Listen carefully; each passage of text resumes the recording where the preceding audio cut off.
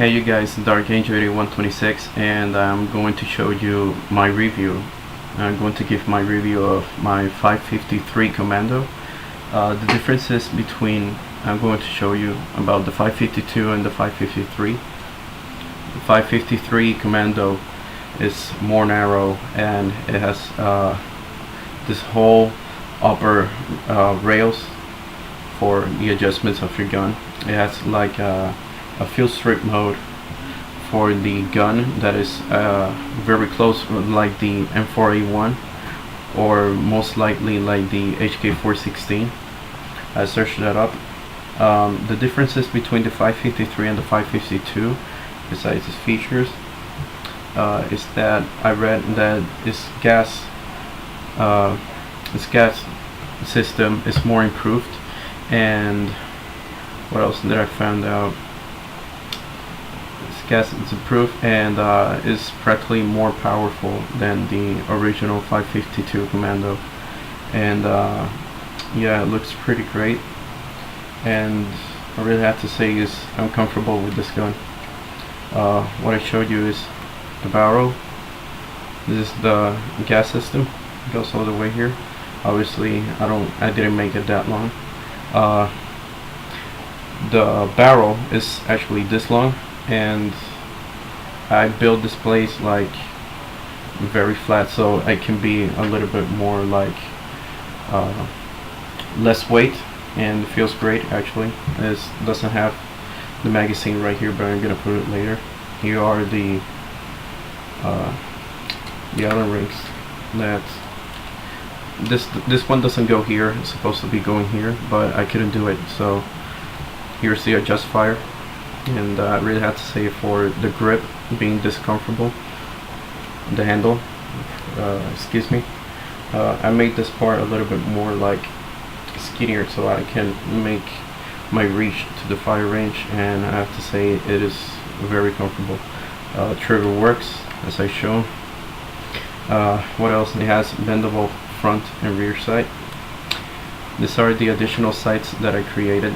You have already seen it in my F2000, my replica, and it looks pretty nice.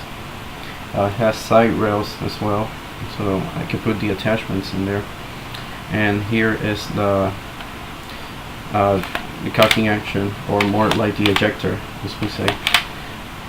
Basically it's great. I did the same thing as I did with the Scar H, and practically I have to say that the gun looks like Scar H, but it's not. I also made the gas extraction for the gun so it can breathe. Oh, that's also one thing, that the 553 has a better cooling system than the 552. That's what I wanted to say. And it's also had the bendable stock. Many people are telling me how did I did it, and it's because I put these two bendables, like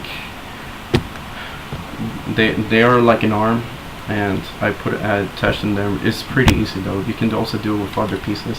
And I put this to support the stock, but unfortunately it's not strong enough. As you can see, it bends quickly. So instead of putting a rubber band, I just put this 3-hole clip, and it placed there safely. Now we're going to, oh yeah, this is the mag. I made the bullets a little bit more realistic, and it goes here, obviously. It's pretty tight. I like the sound. Oh, also I wanted to show is that when I bend the stock, it bends completely, and it has like the same real size as the gun.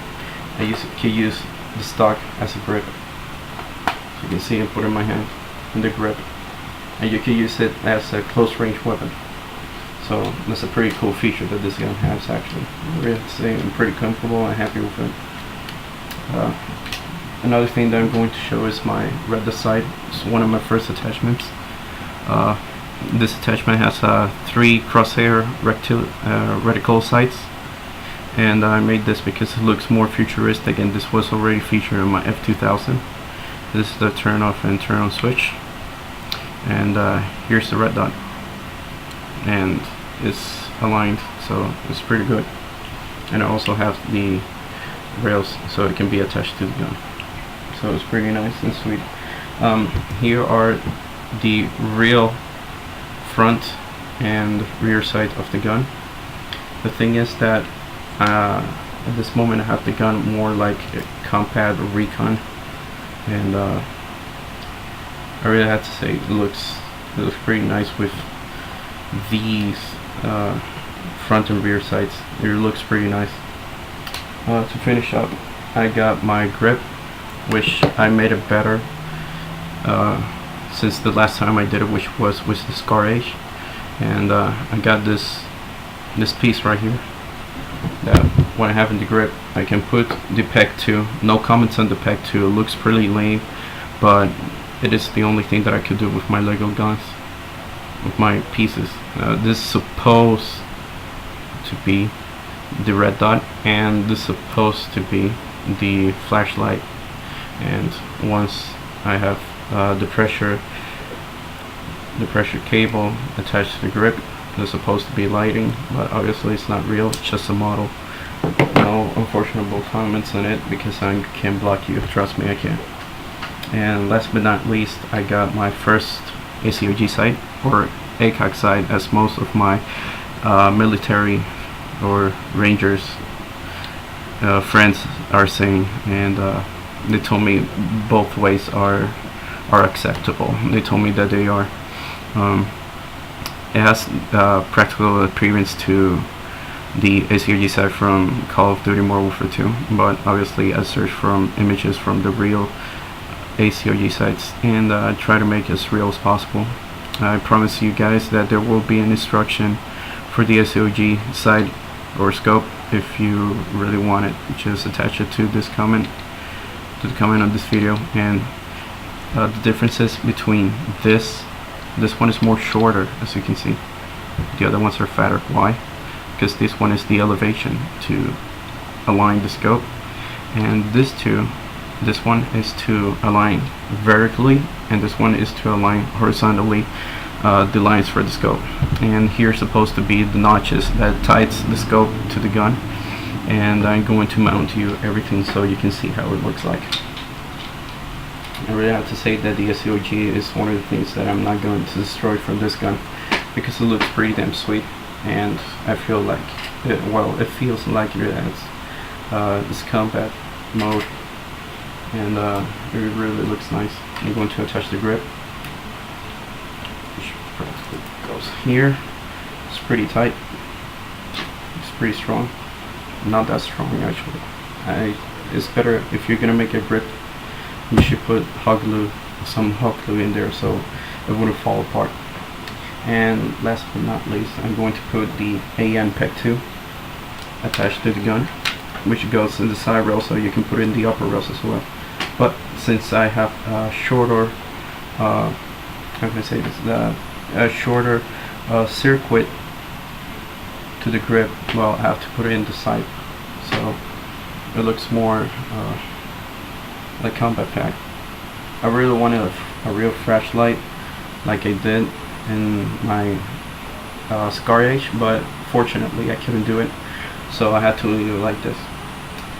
So I really have to say that I'm pretty happy about my gun, and the unfortunate part is that I will destroy it soon enough, because I'm planning to make my Uzi, which I hope it will work, and I will know it will work, and I'm gonna make it blow back, and I'm trying to see if I can make the bendable stocks and trying to make my mechanism to it, or just make the same mechanism and try to make it as real as possible. Extended mags and original mags will be applied, and I think some of the sights, just like the reflex sight or the Echo SN, will be appealed. So I hope you enjoy it. Please rate, comment, and subscribe for more on my channel. This is Dark Angel 126 saying take care and happy hunting.